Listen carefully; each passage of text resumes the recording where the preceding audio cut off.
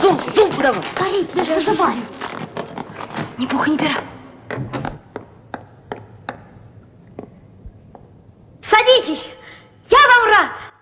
Калі вядомая гераіня Ірыны Муравьёвай з кінастужкі «Карнавал» штурмавала прыёмную камісію аднаго тэатральнага інстытута, то абітурыент Глеб Абразцоў пераадолеў больш за 30 падобных экзаменаў у 6 навучальных установах Москвы. Арыфметыка простая, кажа Глеб, больш экзаменаў, больш шансаў. У той момант хлопец і падумаць не мог, што дойдзе да фінальнага тура амаль у кожным. З усмешкой вспоминая. Сумасшедшие просьбы комиссии. Я тоже это слышал перед тем, как поступать. Вот это вот известное «удивите нас». Да, это может быть, можно от комиссии ждать абсолютно все, что угодно. Вот у меня самое странное, что было, это в ВГИКе я танцевал брейк-данс и читал басню одновременно. Але прыме таленавітага абітурыента Абразцова менавіта легендарная шэпка. Я на первое прослушивание первого тура пришел, прочитал домашнее задание, которое мне задали, это Шекспир, и меня перекинули через второй сразу на третий тур. На третьем туре уже присутствовал Борис Владимирович Клюев. Я опять же читал Шекспира. И после третьего тура я зашел в зал, где меня спросили, хочу ли я учиться на курсе. Вот в тот день, я помню, я был безумно счастлив.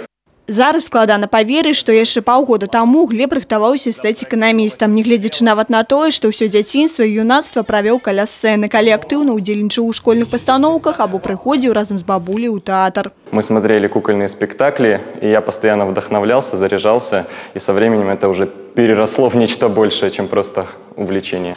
У выніку бацькі рашэнне падтрымалі і знайшлі для сына таленавітага педагога. Шмат у чым, прызнаецца Глеб, ему дапамагла Яніна Малінчык, актрыса брэсцкага тэатра и выканаўца одной из галоўных роляў у фильме «Батальон».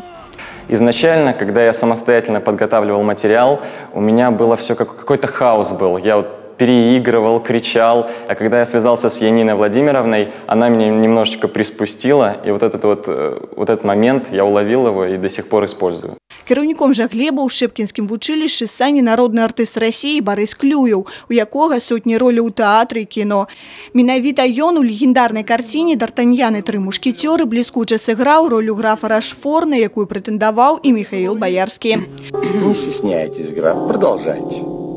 Ужо праз некалькі дзён Глеб адпраўляецца ў Москву, але родны горад абяцае не забываць, бо тут яго чакае самы адданы яго глядач, малодшы брат. И я очень за него рад, что он поступил именно в Щепкинское училище к Борису Клюеву.